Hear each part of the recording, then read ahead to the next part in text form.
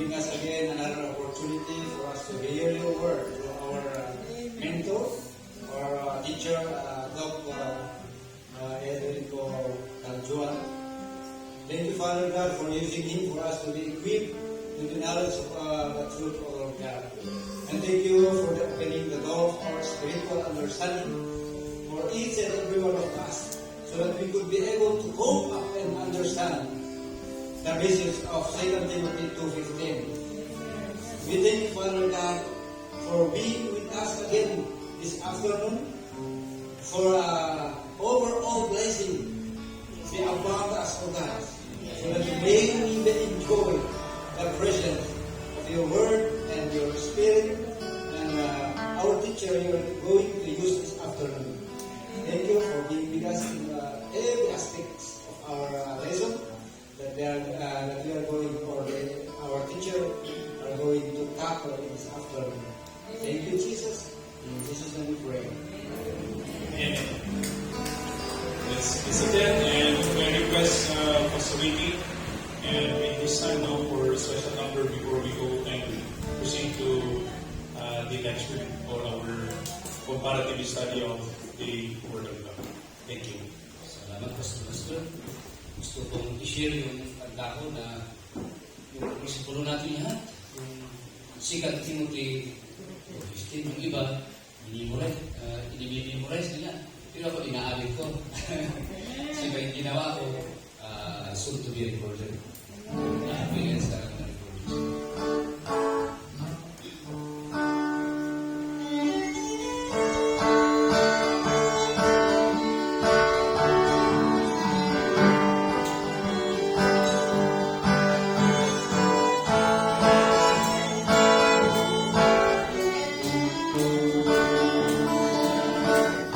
Jesus Christ, command you us, study His word.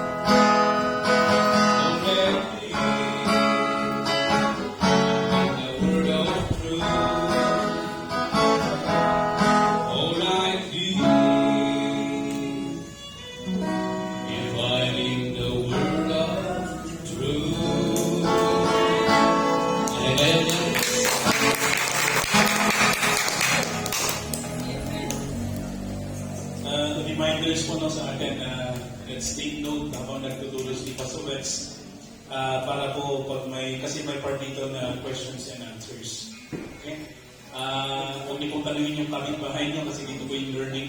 Dito po natin tanungin yung mga gusto natin tanungin, no? Amen po ba? Baka damado yung sa talo po yung handa mo kasi siyempre handa po rin yung learning. Okay? Okay, Pastor Rex.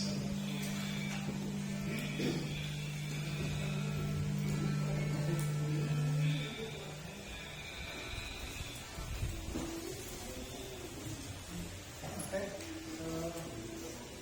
Good afternoon.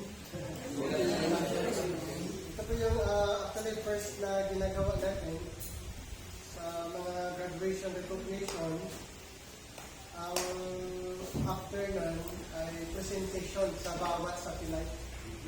Ngayon po yung ginagawa natin last recognition and graduation. Pero ngayon ay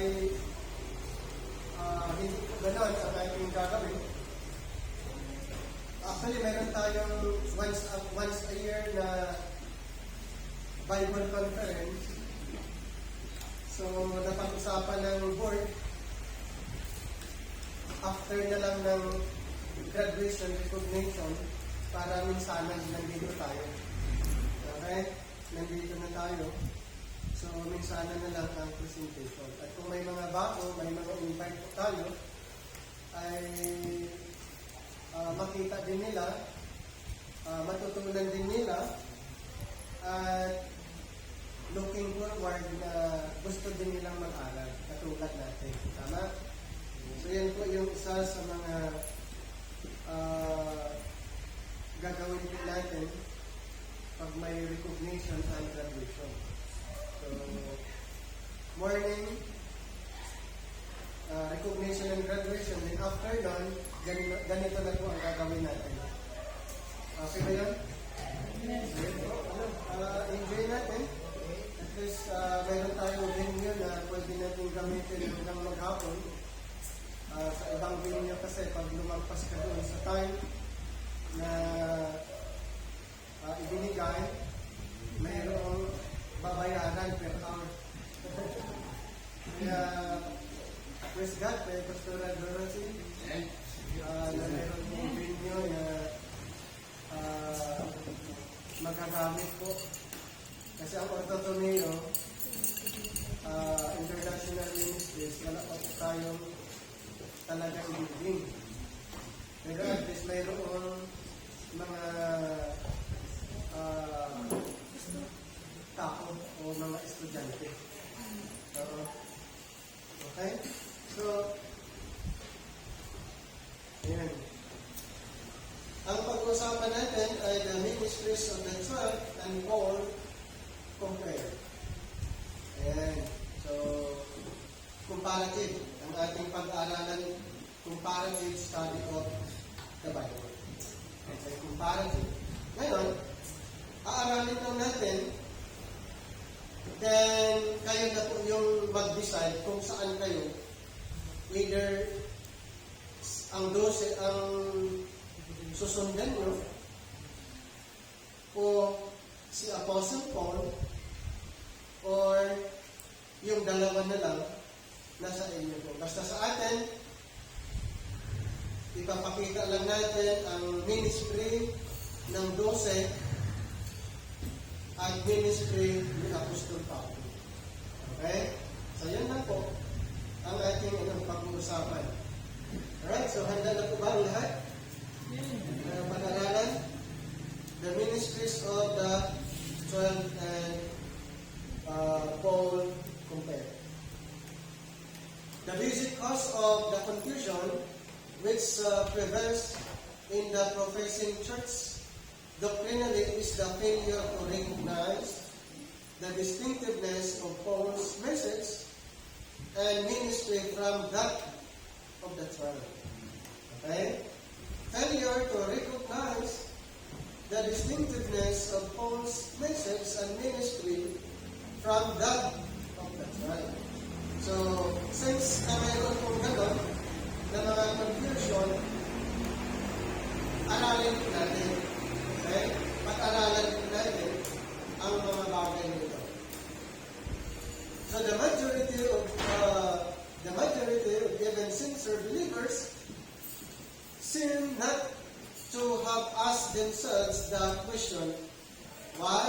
Paul. Okay? Why Paul? They seem not to have taken in the striking fact that after our Lord, in His so-called Great Commission, had sent the other apostles into. In Mark 16:15, all the world to preach. All the world to preach the gospel to every creature. And then Matthew 28:19, and make disciples of all nations. Ito po yung tinatawag na the so-called Great Commission. Actually, ito po ay after the resurrection ng ating Panginoon. Halimbawa,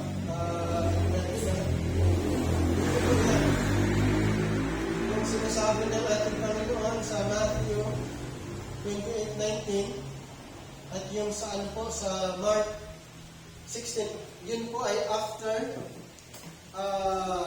resurrection. Okay? After resurrection po ng ating Panginoon before His ascension. So, ikinommission niya yung apostles. So, ikinommission po niya yung mga apostles. Ayan. At katulad ng nabanggit ko natin dito sa Mark 16:15, Matthew 28:19, all the world to preach the gospel to every creature. Ang tanong doon, anong gospel? Kasi na-mention po doon,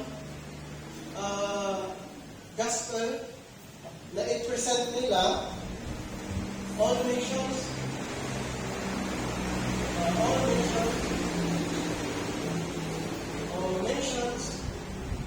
or world, ang ginamit pa, di ba? So, yun po yung ano doon. So, the question is, anong gospel ang kanilang i-present ng mga apostles sa time na ito? Punta lang po tayo sa update sa Mateo 10. Mateo chapter 10, verse 7. Ito naman ay before the death of Jesus Christ. Chapter 10, verse 7. And as he preached, saying, the kingdom of heaven is at hand. So ano po yung gospel na nandoon po? Gospel of the kingdom. Okay? Ayun po yung sinabi ng Panginoon. And as we go preach the kingdom. Alright? So, proceed tayo. Sa mga 12 apostles po muna tayo, sa mga apostles. After this, he raised up another apostle, and the 12 through their leaders under the guidance of the Holy Spirit entered into a solemn agreement with this other apostle that he should go to the Gentiles while they confined their ministry to Israel. So, after dito po, sa apostles na yan, ang Panginoon ay mayroon siyang pinili pang iba after His ascension. At yan po ay si Apostle Paul. Okay? Siya po ay tinawag ng Panginoon after the ascension ng ating Panginoon Jesus. Itong mga apostles ay pinili ng Panginoon na si Jesus Christ nandito po. Ito yung tinatawag na earthly ministry ng ating Panginoon.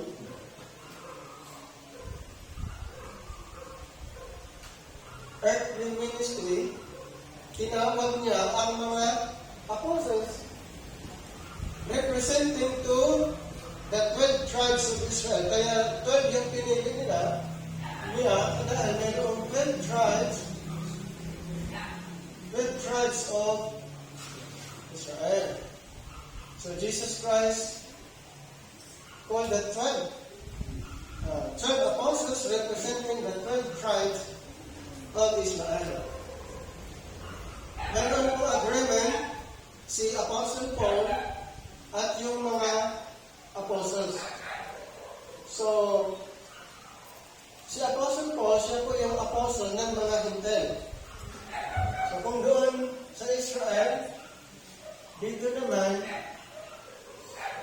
Gentiles.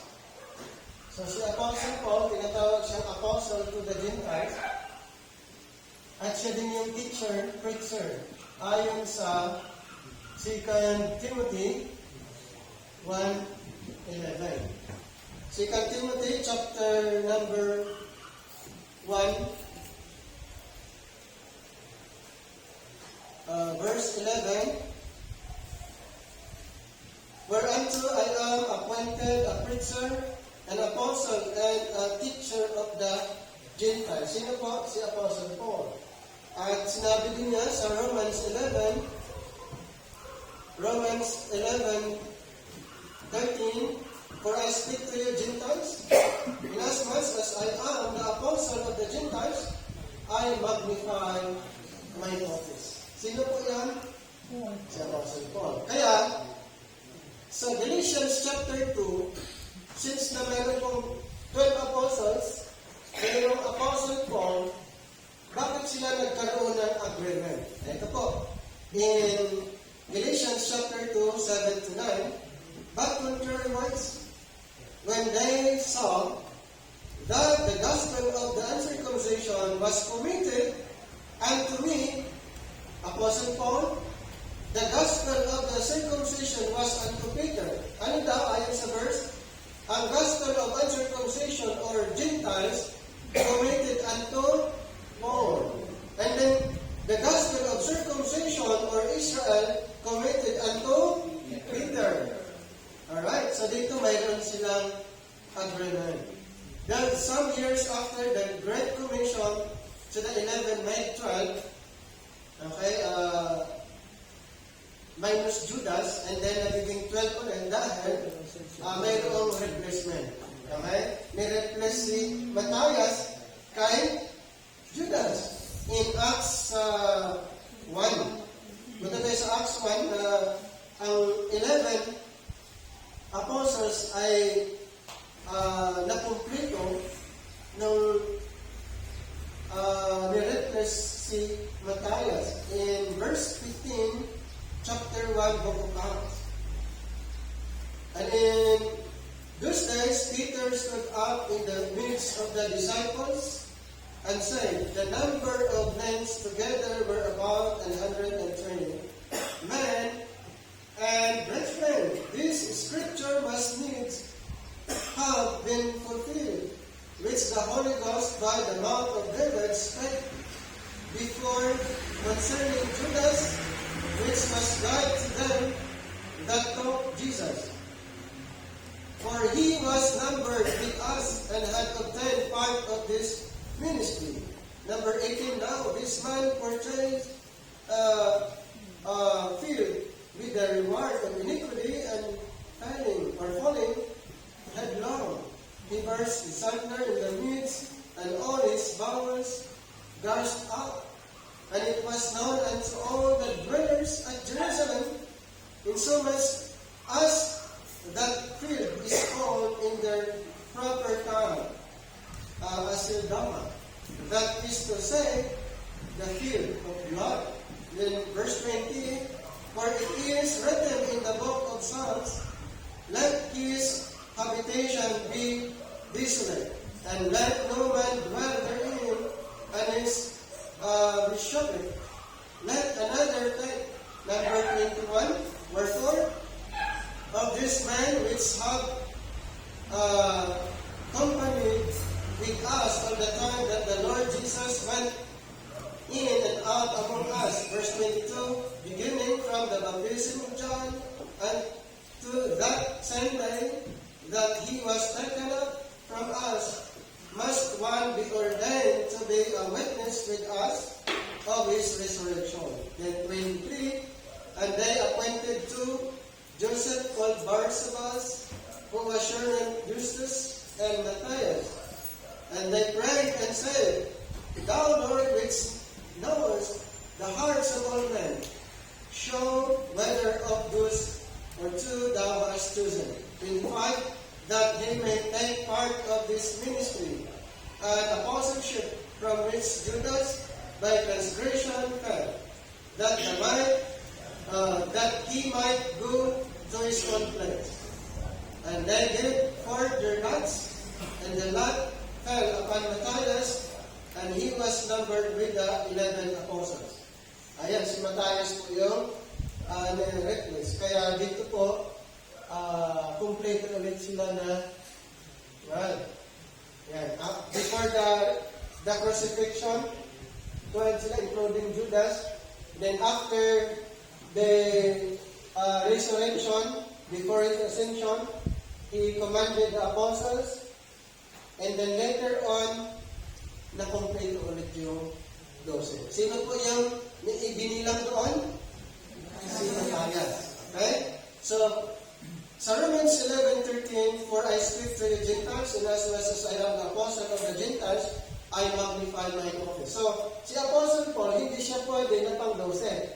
Bakit po? Dahil si Pablo, apostle ng hintel. Ang hintel